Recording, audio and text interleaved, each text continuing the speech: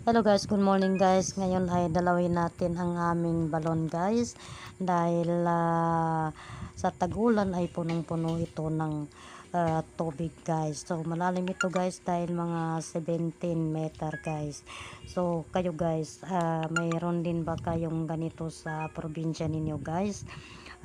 Sa probinsya kasi guys, ito yung uso na balon dito sa probinsya.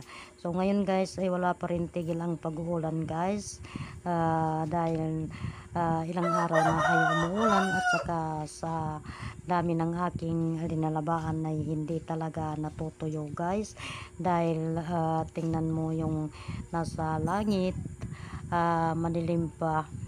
Siguro mamayang hapon naman ay uulan naman ng malakas. So thanks for watching.